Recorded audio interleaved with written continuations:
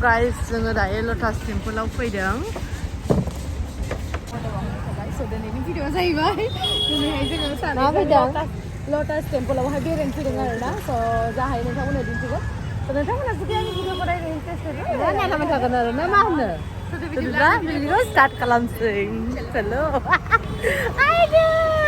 Hello guys जों दायो दा lotus temple-आव बेरायनो फैदों स' लोगोफोर जुदि आंनि भिडिअ'खौ नायनो मोजां मोनोबा नायलाङो आसा खालामदो लोगोफोर लाइन थानांगौ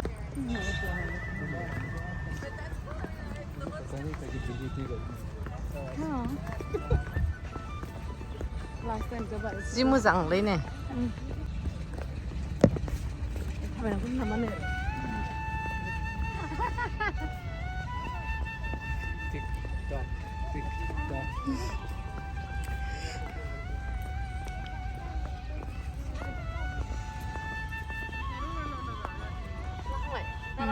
लागासिनो आं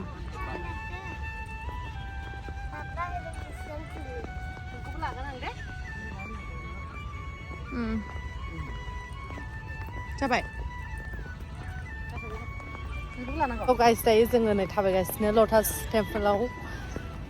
मोनहैसिगोनानो नै थाबायगासिनो दे गाइस स' गाइस नोंसिनोबो देखायनो नाजागोन गाइस lotus temple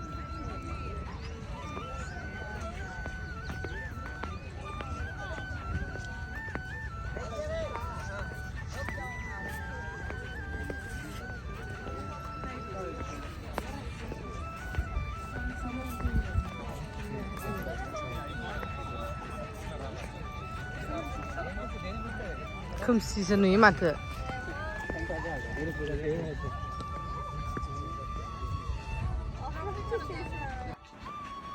स' लोगोफोर दायो मोनफैबाय नायलांनो हागोन गाइस नोंथांमोनाबो दायो मोनफैबाय नै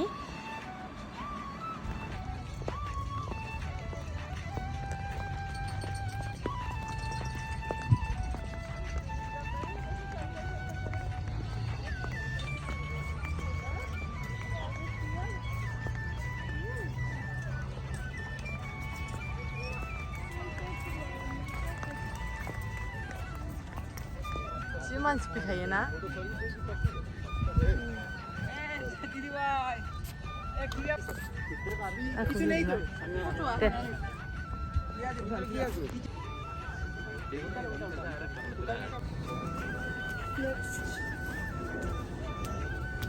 जा गोजौ जि मोजां दैबो दं माथो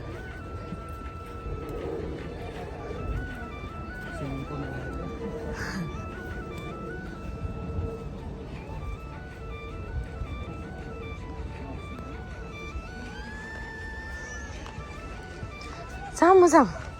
दैया बाव दुगै जायोबो नामा ना सिङाव Please join the line. Please do not talk inside, take photographs or do videography. Upon your exit, feel free to take a leaflet from my friends to read more in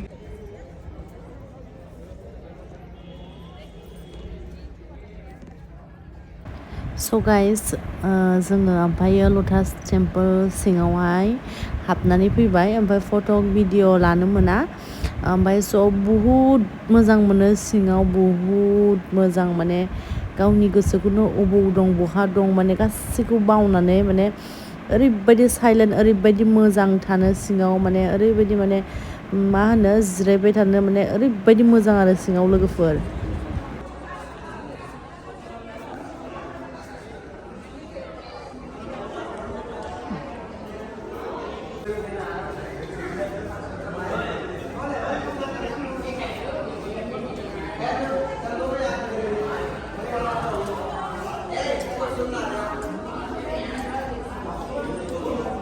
माने बाव नै गासिबो माने माबाया दंजोबो माने इसोराथ' सासेल' नालाय ओमफ्राय बेखौहाय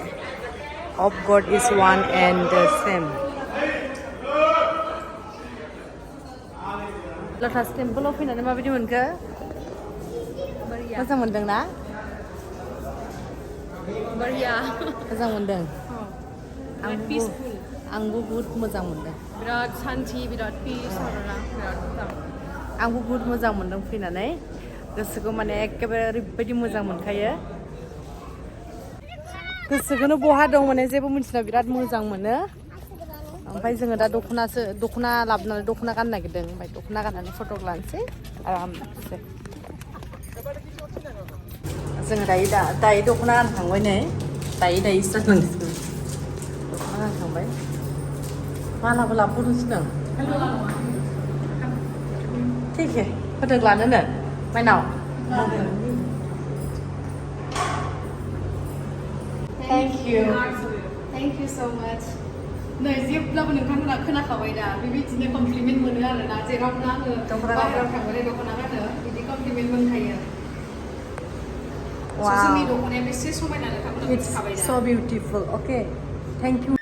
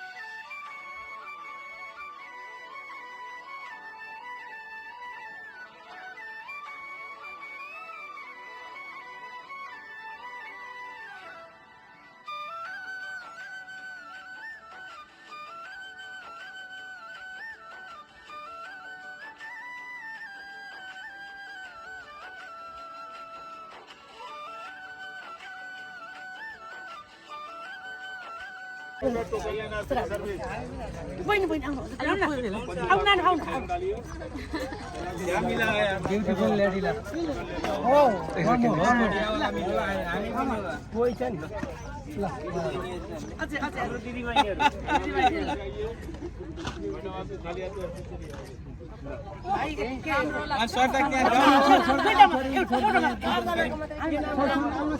पूर्णिमा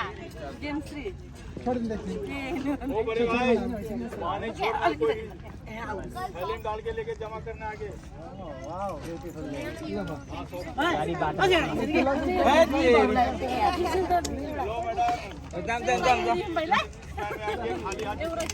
हमरा सुंदर है भैया थैंक यू फ्रॉम कहां से